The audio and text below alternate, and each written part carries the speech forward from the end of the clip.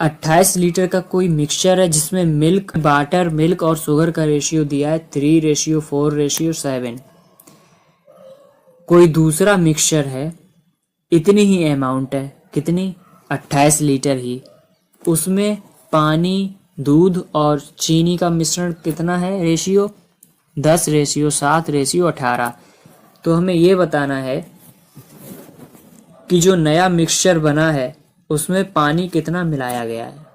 Water, milk and sugar,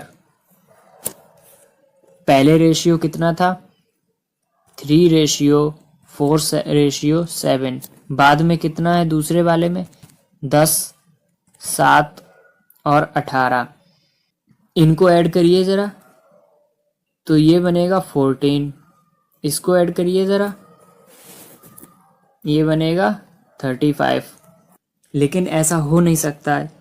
क्या कहा गया था, क्वेश्चन पढ़िए, सेम अमाउंट, इसका मतलब जो अमाउंट इसमें वही इसमें, लेकिन यहाँ तो नहीं दिख रही है। यहाँ तो ये 14 है, ये 35 है। इसका मतलब दोनों को हमें इक्वल बनाना पड़ेगा। इक्वल बनाने के लिए क्या करेंगे, 14 5 जा कितना होता है 70, 35 2 जा 70, करिए मल्टीप्लाई। तो अब नया रेशियो क्या बनेगा, वाटर, मिल्क एंड शुगर का न्यू रेशियो क्या बन जाएगा, 5 3 जा 15 रेशियो, 5 4 जा 20 रेशियो, 5 7 जा 35। दूसरे वाले मिक्सचर में क्या बनेगा, 2 10 जा 20, 7 2 जा 14 एंड 18 2 जा 36। अब अगर आप इनको ऐड करके देखेंगे, चलिए ऐड करके देखिए इनको कितना आएगा।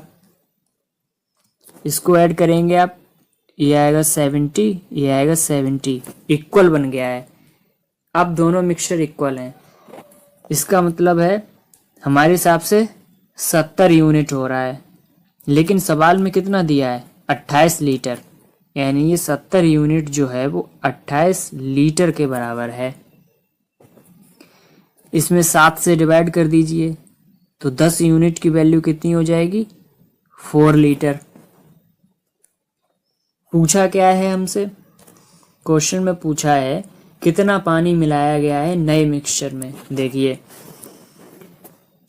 पहले ये कितना पानी था, 15 था इसमें, उसके बाद दूसरे में कितना है 20, यानी 5 यूनिट मिलाया गया है।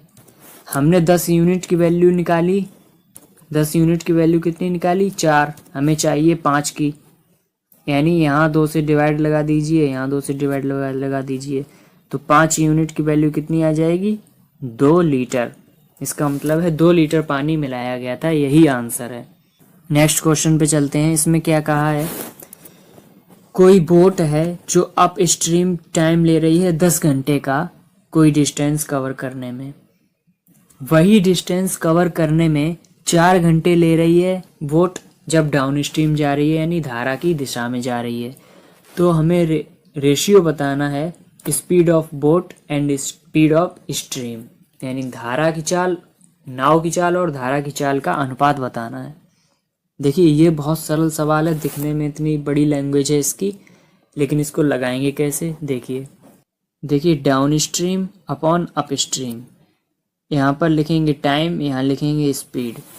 देखिए टाइम कितना दिया है, डाउन स्ट्रीम में 4 घंटे ले रहा है, अप स्ट्रीम में वही 10 घंटे ले रही है नाव। आपको एक कॉन्सेप्ट पता होना चाहिए यहाँ पर, अगर T1 इक्वल्स टू T2 होता है कि S 1/T के प्रोपोर्शनल होता है, यानी व्युत्क्रमानुपाती होता है। देखिए अब यहाँ पर ये कॉन्सेप्ट इसमें लगना है। इसका मतलब क्या है, डाउन स्ट्रीम में टाइम ले रहा है 4, अप स्ट्रीम में टाइम ले रहा है 10। इसका मतलब है टाइम और स्पीड का रेशियो इन्वर्स हो जाता है। तो डाउन स्ट्रीम में स्पीड होगी 10 और अप स्ट्रीम में स्पीड होगी 4। देखिए ये डाउन स्ट्रीम में कैसे आई होगी, नाव की चाल प्लस धारा की चाल, तभी तो बनेगा। और अप स्ट्रीम में कैसे बनेगी, नाव की चाल माइनस धारा की चाल। ठीक है, अब ये देखिए 10 कैसे बन सकता है और नीचे 4 कैसे बन सकता है। तो देखिए 7 में अगर 3 जोड़ते हैं तो 10 बनेगा, 7 में अगर 3 माइनस करते हैं तो 4 बनेगा। कंपेयर कर दीजिए, x 7 के बराबर है, y 3 के बराबर है, यानी x हमारी नाव है, y हमारी स्ट्रीम है। रेशियो कितना आ जाएगा? 7:3। यही आंसर है। बोट की स्पीड 40 किलोमीटर पर घंटा है और वो 5 घंटे लेती है।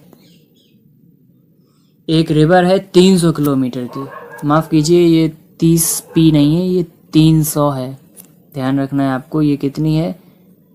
300 किलोमीटर वाइड है ये। 300 किलोमीटर लंबी नदी को पार करने में नाव 5 घंटे ले रही है 40 की स्पीड से चलकर। तो ये बताना है कि जाकर वापस आने में कितना टाइम का डिफरेंस होगा। देखिए कैसे करेंगे इसको।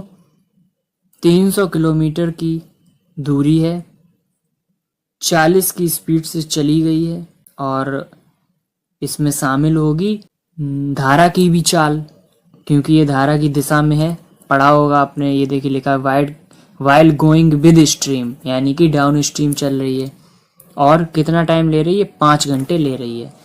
इसको सॉल्व करिए, 5 से ये जाएगा 60 बार, तो यहाँ से x की वैल्यू निकल के आएगी 20 किलोमीटर पर आवर। हमें पता चल गई स्ट्रीम की चाल कितनी है, धारा की चाल आई 20 किलोमीटर पर घंटे।